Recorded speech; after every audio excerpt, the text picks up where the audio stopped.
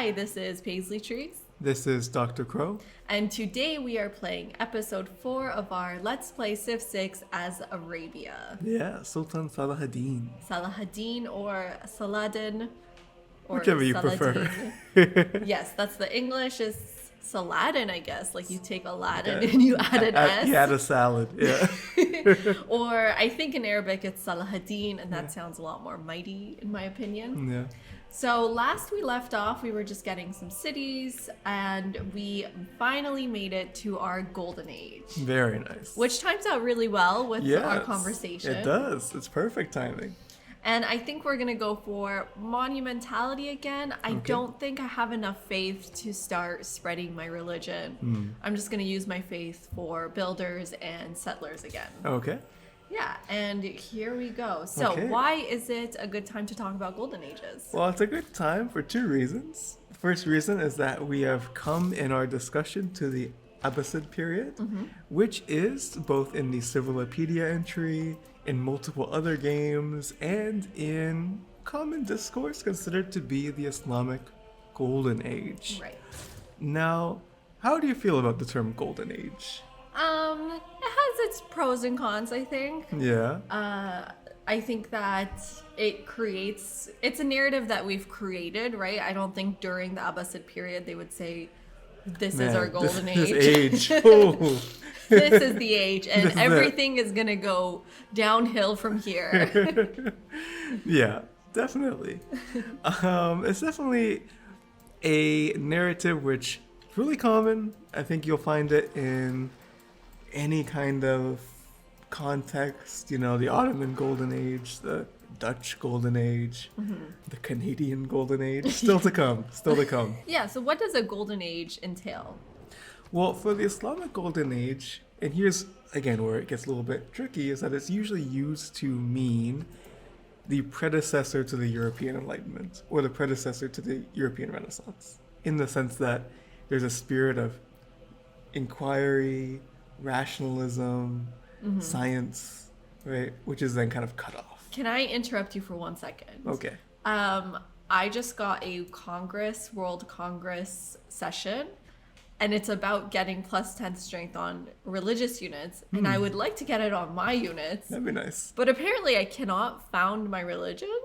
I guess we're like in between turns. Okay. That is so unfortunate. I should have gone for religion, the sort of religion choice. Yeah. What do I guess I just try to condemn. Do I do We're it? gonna condemn Islam? Am I gonna condemn Islam? That's so bad. It actually feels bad to do that. But we are gonna found Islam. I don't know what the Ottomans are thinking. I spread it to you. You don't spread it to me. And I guess we'll just pick Coco here. Okay. That's really annoying. I don't know if I should put in. I can put in 5. Is it worth it? Probably not, because like the point is I'm gonna do my religion, found my religion in the next era. Okay. So 2 is enough, I think. Let's see. Can I condemn Islam? Oh, we got a flood because of that. Yeah. And 10 plus strength to all units of Islam. So we will definitely begin our religious conversion next era. Okay. We're all apprentices. But we found apprenticeship. Okay. Great. So as you were saying about the Golden Age. Yeah, and so we actually got a question about the Civilopedia entry. Right. For Arabia show you here. and for the Ottomans. So if you don't know, the civs all have historical context, and you can see the one for Arabia is quite Very long. Yeah, very And then we also checked the ones for the Ottoman, a little bit shorter. quite short. Yeah. But I think this is like generally good. There's 2 things I think we point out that we wouldn't have written or we would have changed, right? Yeah. And what are those 2 things? Well, the first was a question from Keith. Yeah, shout out to Keith. And one thing he asked, which I think is set up by the Civilopedia entry, but we would dispute, is that there's a kind of originary, at the start, rift between Shia Islam and Sunni Islam. Yeah, it says here, Shia Muslims hold instead that Ali, son-in-law and cousin to the Prophet, was Muhammad's own selection as his spiritual and temporal successor, thus setting off a schism that continues today. I think specifically this last part. Yeah. Now, this is actually an improvement on the Civ 5 entry, which said something like a rupture which rages for a millennia, which is a very bad phrase. I mean, it's interesting to see what they did change. Yeah. And I'm guessing someone was like, wait a second, that's probably a bad framing. Yeah, there was a very Islamophobic book called The Roots of Muslim Rage by Bernard Lewis. I think they wanted to change that. Of course it's Bernard Lewis. Yeah. If you don't know Bernard Lewis, you are a lucky person. Yeah. So they changed it to just say, oh, it's a schism. But we would dispute that because, firstly, that notion of a kind of here is Sunni Islam, here Shia Islam is really at the earliest early modern distinction, right? At the earliest, like a Safavid period, Ottoman contestation. Yeah, so what Dr. Crow is saying here is the earliest we can kind of talk about Shia Islam and Sunni Islam the way we do today As totally kind of like is distinct. around the 1400s, 1500s. Yeah, when they became very both politically distinct, right? Also linguistically distinct because Persia became the central place for Excuse me? what happened? A military emergency against me? What? I'm sorry. The Ottomans declared on me. I did not declare on them. Is 6 too many? I don't care. No, I don't think so. I'm That's so trying to rude. play a Sims game here. I just want to live in peace. Oh, and we found Eleanor. Soon to be enemy Eleanor. But anyways. Yeah, we'll be friends for now. Okay, we got it. down. Okay, good. Woo. Um, I'm sorry, I did not start the war. I'm trying to live in peace here. In democracy, But yes, anyways, keep going. yeah, so, so we can project back, there were obviously schisms, disputes, but there were not these sort of, dichotomies that exist today, Right. And, many times people would have aspects that appeared to us to be more Shia or more Sunni, but they weren't really necessarily viewed in that way. Yeah, so what is at its core Shia Islam at the sort of beginning time? Well, at the beginning, I think what's projected back is that it is the party of Ali, right? It's the people who believe that Ali, as mentioned here, was the sort of rightful successor, Which we kind of spoke about as which well. we spoke about. But I guess my question is sort of misleading. It's not what is Shia Islam, what does Shia mean, right? Yeah. Because it just means party. It's not quite the same as what we consider. Protestant. Yeah, it's not like Protestant Catholic, right? Because, as we'll talk about, there will be dynasties like the Fatimids who are Shia, but they rule over a Sunni population. There will be Sunni dynasties like this will come later in the Persian time period, but like that Nader Shah is Sunni, right? But he rules over a mostly Shia population. Yeah, right? and also Civ just released the date for the new Persia DLC coming out December 15th. And the second thing I think we would definitely change about the Civilipedia entry is that it is, again, framed very much in rise, golden age, decline, Right. right? And we kind of discussed why we have issues without the Ottomans. Yeah. And the same goes for the Arabs. And also, the Arab civilization, mathematics, is not a civilization can like do. the Ottomans. It's not Everything around you is continuous. mathematics. The fact that we put, for example, the Umayyads and the Abbasids in a single civ is a decision we've made as contemporary historians. Right, for sure, right? Because maybe you can say, okay, a state rises, a state has a period of stability, a state collapses. Sure, that happens. But can you say that about Arabic or the Arabs? I don't think No. so, right? Like it's not Arabs like still going strong. still going on. And I think when we frame it in that way, you end up actually missing so much of Arabian literature, Arabian poetry, Arabian culture, Arabian art, all these things, science that happen. that continue. Yeah, that continue past even the Mamluks. And I think we see sort of a similar narrative of rise and fall with the Ottomans in the Civilipedia entry, where if we look here, it kind of just ends between late 1500s a little bit into the Little mention, a yeah. little tiny mention of the 1600s, and then straight into World World War War One, One, right? which is like the period we study is totally out of Yeah, here. the entire 19th century, entire 18th century. I mean, these are such a important, interesting periods, and According to us. I think those are the two main things, but I don't think we should downplay, of course, the importance of the Abbasids. definitely. I mean, it's a very interesting period, and there's so much to talk about. So the Abbasids are a dynasty, which is named after a relative of the Prophet, Abbas, and that's kind of where they trace their line of descent. But it was brought into power with a revolution, right? The Abbasid revolution happens very quickly, and in 750, the Umayyad state overthrown. They're all killed except for one guy survives and goes to Spain and starts up in Spain, exiled Umayyad Caliphate. Right. But the Abbasids, very early on, begin that expanding phase again. They fight a big battle with the Chinese in 751, which is maybe overblown a bit in history because it's said to be like when paper comes across and when, this kind of exchange of knowledge. Right. Probably that was happening before as well. Right. But I mean, I guess it's the way to tie what's happening with lots of writers and scientists are sort of emerging in this period. Yeah, exactly. It's a good hook because, paper comes this way and then you can talk about Abbasid libraries and... Oh, and speaking of great people, we just got a great scientist, Abu al-Qasim al-Zahrawi. Ooh, very nice. Any Arabs in the chat, how did I say it? How was my pronunciation? Well, let me try harder. Abu al-Qasim al-Zahrawi.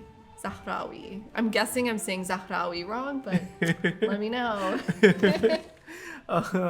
He is a Umayyad in Spain, though, so during the Abbasid period. Yeah. And he is the greatest surgeon of the Middle Ages. Yeah.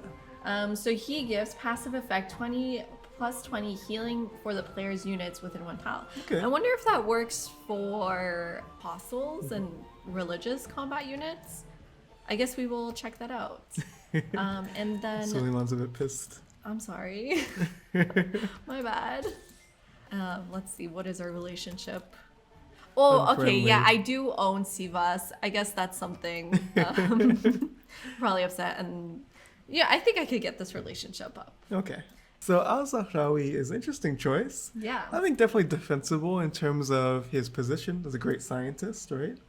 Right. He is a physician. He was based in Cordoba, so not quite, as I said, not Abbasid, but in the same time period, and definitely considered to be one of those figures of the Islamic Golden Age. Yeah. But I mean, he wouldn't be, no offense, my first choice for great people. That's true. I think they did some interesting choices. Yeah. Yeah, and some people... And very different than Civ 5. We went back Yeah. and took a look because Yeah. I was like kind of surprised that some of the people I would have maybe picked, like Avicenna or Ibn Sina, Al-Ghazali, Ibn Arabi, do not appear in Civ 6. Yeah, it's very interesting because, okay, in Civ 6 we have 4 great people. Water wonder. everywhere. And really 3 great people who are Arabs. So we have Ibn Fadlan as great merchant. Yeah, and I think I think Ibn he Fadlan, was he already used? I believe so. I think we were checking it and we saw it. We have Mali in the game, I see, so yeah, all yeah. of our great merchants are going quickly.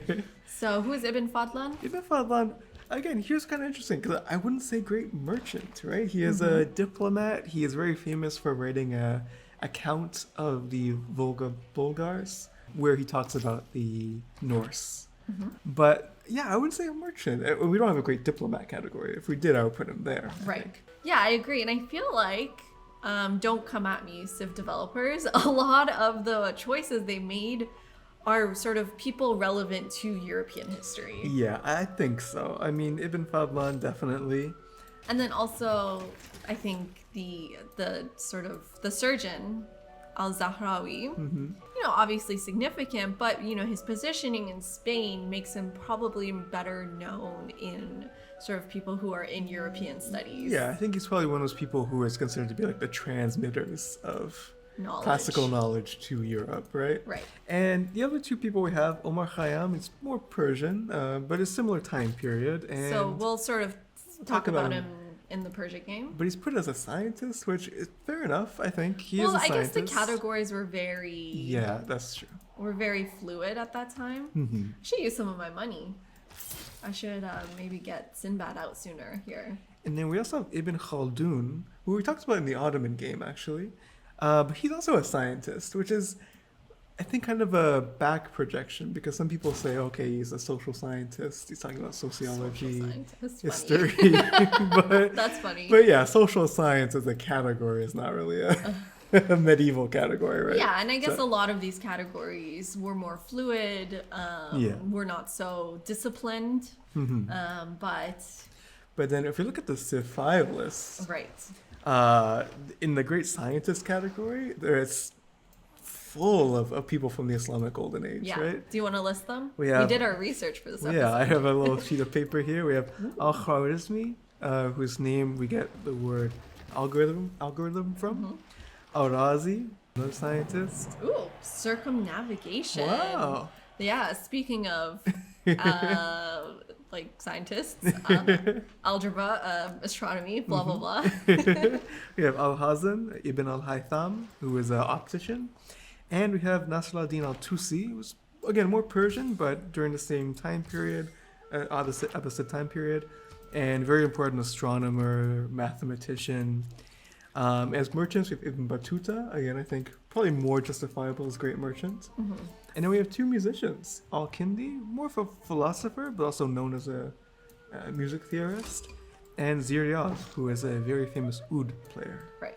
So a lot more great people. A lot more. And it's weird because the people who are not included are the people who were probably actually more influential at that time.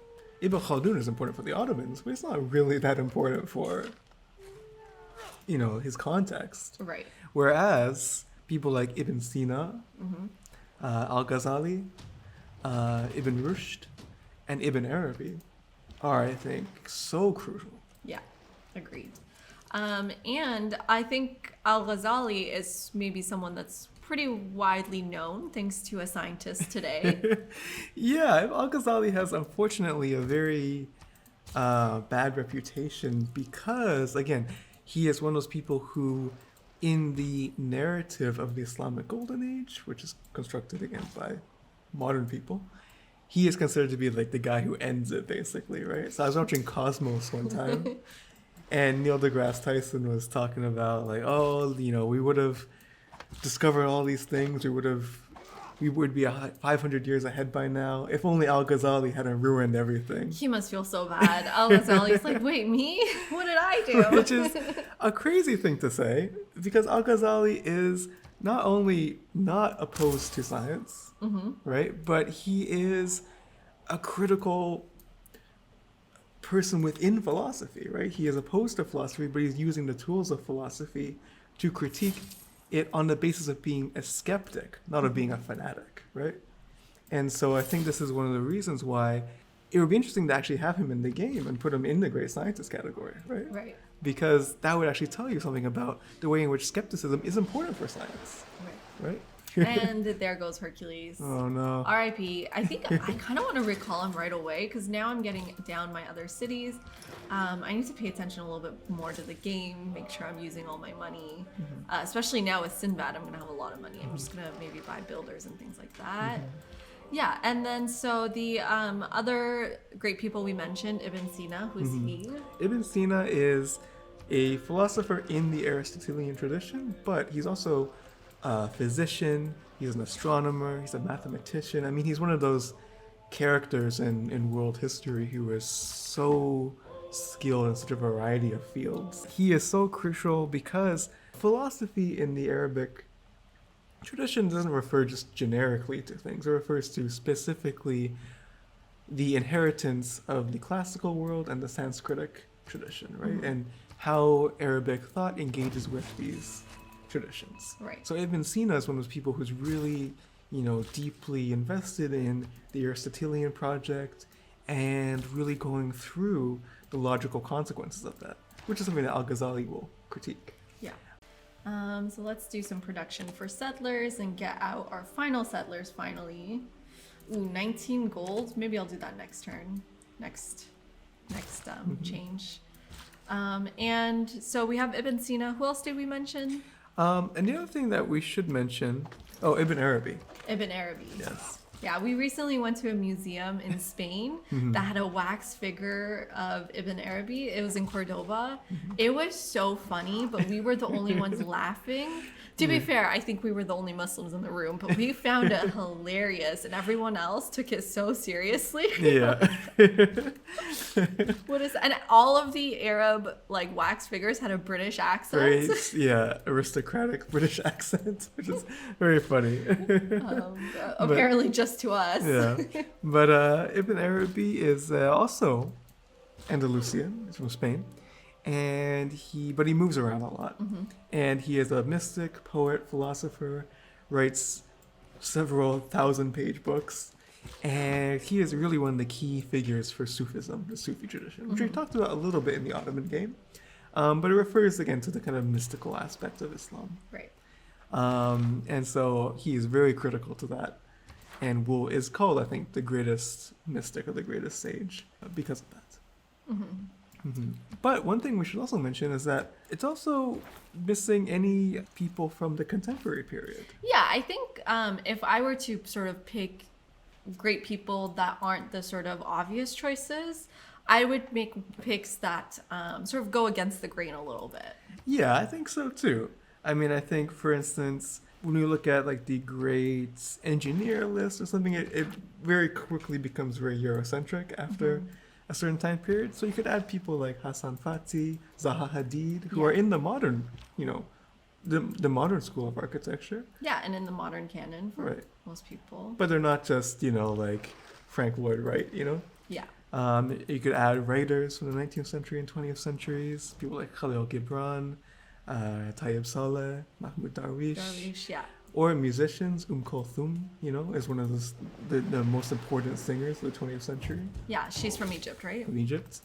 So, yeah, I mean, there's ways that you could diversify it by not just including people from the so-called golden age, right? Yeah. A lot of times the sort of great people we decide, and this is something that you learn in art history, are decisions made by historians, and in my case, art historians, right? So people always ask, why is there no great female artist of the Renaissance? There are, but they've been left out of the canon. Yeah, exactly. Not to sort of downplay the sort of imbalance of opportunities given to individuals, but also there are ways to sort of make it more balanced today as historians. Well, I mean, that's a really, important question, right? Because a lot of people say, well, they just weren't there, so I can't talk about them. But part of it is, well, as historians, we can also do a restorative work, right? By looking at what was overlooked, right? Looking at the absences and trying to find out what was there, right? Yeah.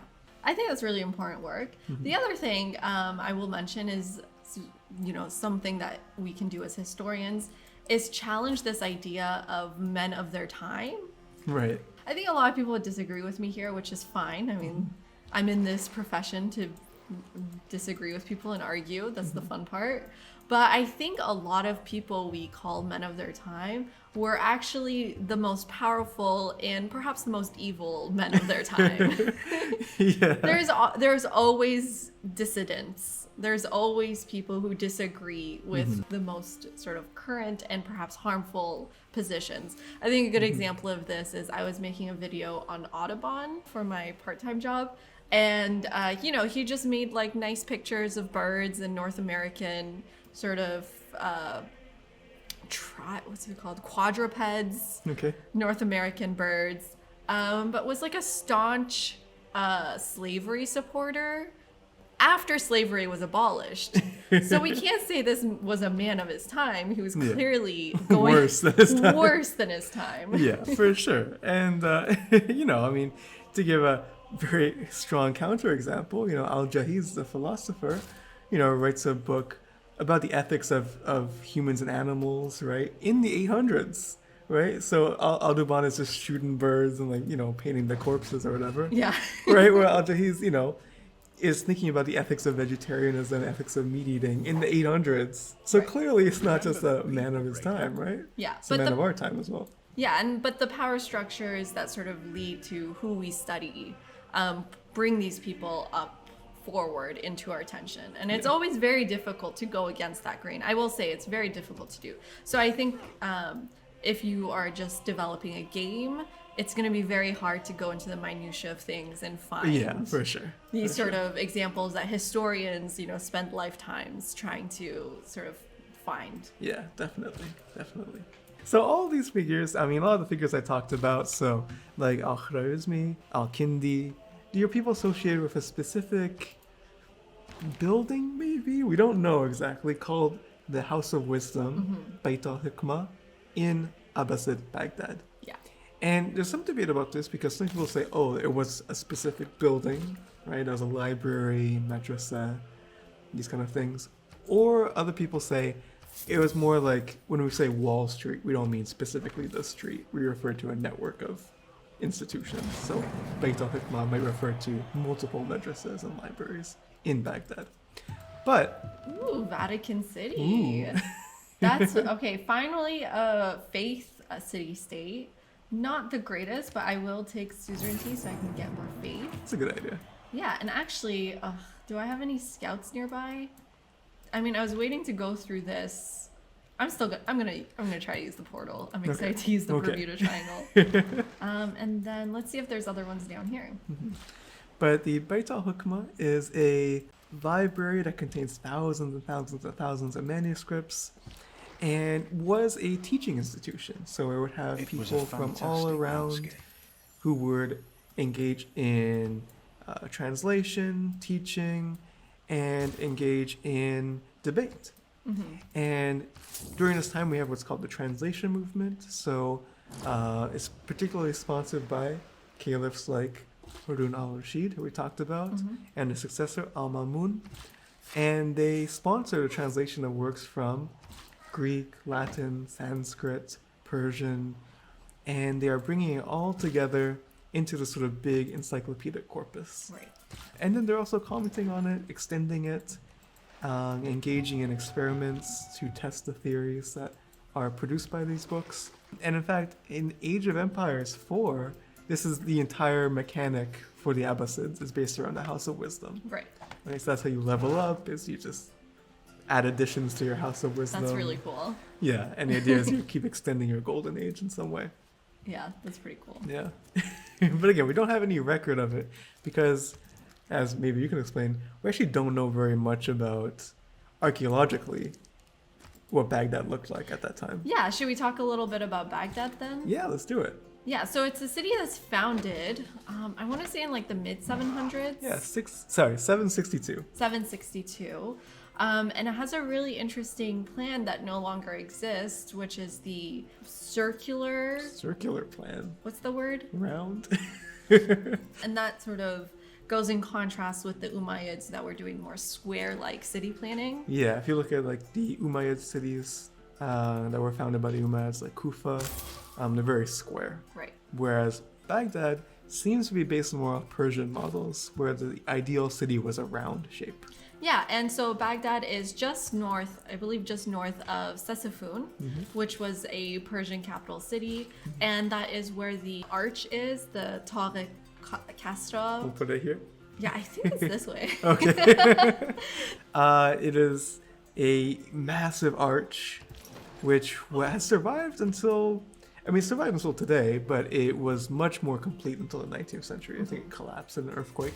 You can see actually that influence, I think, reflected in some of the architectural styles that are adopted by the Abbasids, such as the Iwan form. Can you talk a little bit about that? Yeah, so Iwan is basically a large portal. So the Abbasids introduce a 4 Iwan courtyard to their mosques and madrasas, and they're really trying to move away from the Umayyad style of mosque.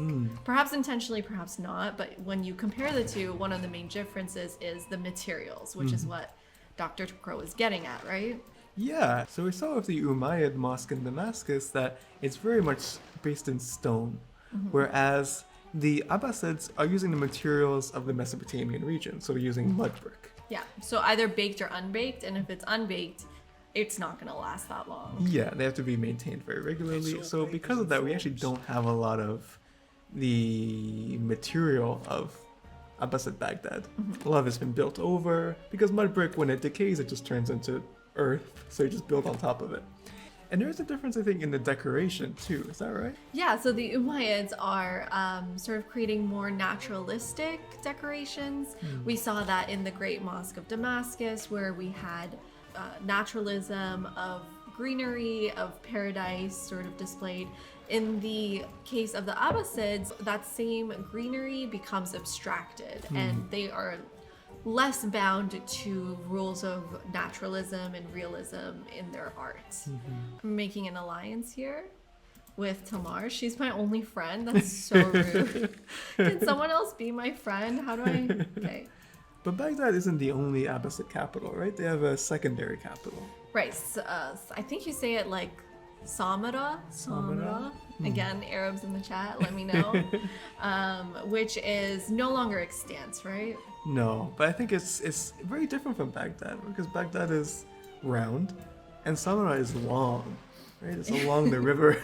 Sorry, is that weird to say? That's a little strange. Just the intonation was a little strange. But it's along the river. Again, both are not really extant. They have ruins, but there is one thing extant in Samara, which is the very interesting minaret. Yeah. So the minaret is huge. Yeah. And it's this really wonderful spiral shape.